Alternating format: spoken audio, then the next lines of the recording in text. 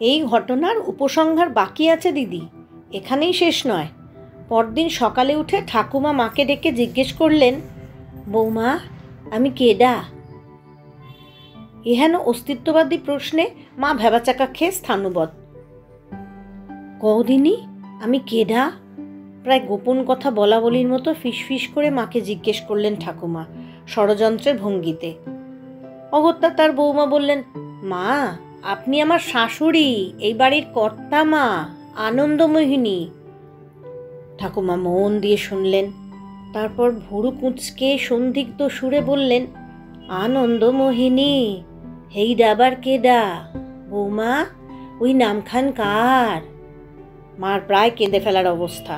তখন আমরা গেলাম অভয় দিতে। ওই লাইনেই নয়, ট্র্যাক বদল। আরে তুমি আমাদের ঠাকুমা, আমাদের চিনতে পারছো না? হা তাই ক, আমি তো রঞ্জন চন্দনের ঠাকুমা। বাস বাস, আর কইতে লাগবো না, বুঝছি। রঞ্জন থামল। এই গল্পের টিকা হয় না। আমি শুধু চায়ের কাপটা এগিয়ে দিই। রঞ্জন চাটা শেষ করে আবার শুরু করলো। এ তো একরকম, কিন্তু গতকাল যা ঘটল সেটা ক্লাসিক। দুপুরের দিবানিদ্রার পর উঠে ঠাকুমার বেজায় ফুর্তি, ব্যাপক চেঁচামেচি জুড়ে দিলেন। সারা মুখ উল্লাসে ঝলমল করছে, কণ্ঠস্বরে বিয়ে বাড়ির ব্যস্ততা। কই রে তপইন্না, রঞ্জন্যা, আমার চন্দন বুড়াটা কই গেলি তোরা সব?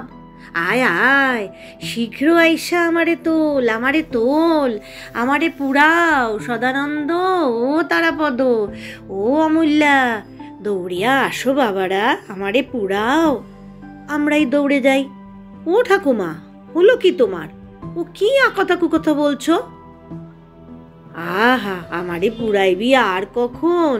আমি তো মরছি, রাইতেই মইরা গেছি, তোরা কেউ বোঝস নাই। আর বিলম্ব না, জলদি জলদি পুরা আমারে, রাইত হইল তো মুশকিল, দিনে দিনেই লইয়া চল।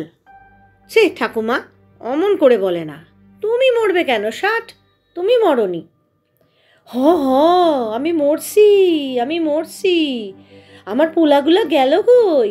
ডাইক্কা দে, পুরাইতে কো আমারে। আরে না ঠাকুমা, মরনি তুমি। এই দেখো, মরলে কি ব্যথা লাগে? বলেই সাবধানে ঠাকুমার পায়ে এক রাম চিমটি।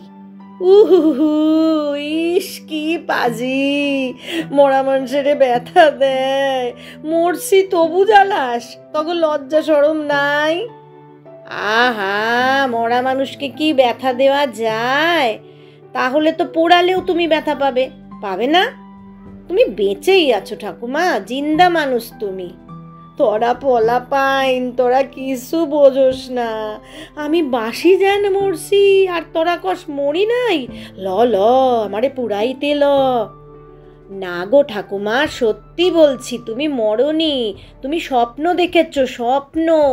চিমটিতে ব্যথা পেলে, দেখলে না? স্বপন ছিল এটা? হ্যাঁ ঠাকুমা, স্বপ্ন। মরি নাই? না না, মরবে কেন? ঠিকঠাক কইতাছো তোমরা?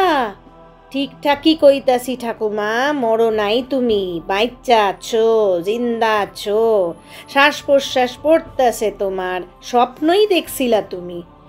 তৃপ্ত উজ্জ্বল মুখখানি মুহূর্তের মধ্যে বিবর্ণ, নিষ্প্রহ, মলিন হয়ে গেল ঠাকুমার। যাহ, খোয়াবি দেখতাছি কেবল, এইবারেও মরণ হইল না তাইলে। খুব দুঃখী মুখে ঠাকুমা চোখ বুঝে জপের মালা নাড়াচাড়া শুরু করে দিলেন। আপন মনেই বললেন, মরি নাই, দূর চাই। রঞ্জন চুপ করে গেল। স্তব্ধতা ভেঙে আমি বলি, ঘুগনিটা খা, ঠান্ডা হয়ে যাচ্ছে। তারপর আজকে কি বলেছেন ঠাকুমা? আজ কেমন মুড? আজ যখন আমি বেরুচ্ছি আমাকে বললেন, রঞ্জনা তুমি কি নয়াপাড়ায় যাও? নয়াপাড়ার দাদুরে একবার দেখা আইসো। ঘর দুয়ার সব বানের জলে ভাইসা গেছে, শিব মন্দিরের উঁচা চাতালে ওইরা আছে স্ত্রী পুত্র লইয়া গরু ছাগলের লগে। আমি বললাম, হ্যাঁ হ্যাঁ, দেখে আসবো। নয়াপাড়াটা কোথায় রঞ্জন? ঠাকুমার ভেসে যাওয়া বাপের বাড়ি, 82 বছর আগেকার বন্যার খবর নিতে পাঠিয়েছেন আমাকে।